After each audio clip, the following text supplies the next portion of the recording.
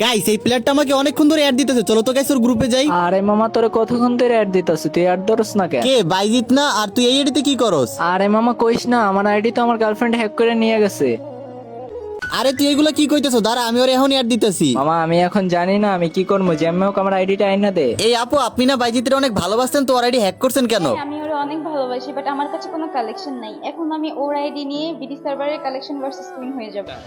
আচ্ছা তাই নাকি? তাহলে আপনি করবেন নাকি আমার সাথে কালেকশন ভার্সেস? ঠিক আছে, আপনি যদি পারেন তাহলে এই বুয়া বান্ডেলটা দেখ। ঠিক আছে, আপনি যদি হাইরে যান আমার সাথে তাহলে ওর আইডি ওরে ব্যাক করে দিতে হবে। এই দেখেন আপনার বুয়া বান্ডিল। মামা ওইটা আমার অনেক শখের আইডি, নিজের হাতে গড়া আইডি, তুই যেমনে পারো আমার ওই আইডিটা আইনা দে। আরে বাদ দেন, একটা বান্ডেল দেখে এত ভাবনার কিছু হয় না। আচ্ছা ভাবনার ও সিজন 8 দেখাইছেন, দাঁড়ান আপনার এখনই সিজন 8 দেখাইতেছি। এই যে দেখেন আপনার সিজন 8। এখন আমি আপনাকে বান্ডিল দেখাইতেছি, যদি আপনি এটা দেখাইতে পারেন তাহলে মেনে নিব আপনি কালেকশন ভার্সেস কিং হয়ে গেছে। তার আগে বল মামা, তোর আইডি যদি আমি ব্যাক আইনে দিতে পারি তাহলে তুই আমারে কি দিবি? তুই যদি আমার আইডিটা আইনা দিতে পারো তাহলে তোর এই ভিডিওতে 1K সাবস্ক্রাইবার আসবে। আচ্ছা ঠিক আছে, আমি আমার সাবস্ক্রাইবারের জন্য সবকিছু করতে পারি, পারলেই সিজন 7টা দেখান। আচ্ছা তো সিজন 8 আছে, 7 নাই। তাইলে তো আপনি হাইরে গেছেন, ওর আইডি ওরে ব্যাক করে দেন। করছি আমি, এখনই ওর আইডি ব্যাক করে দিচ্ছি।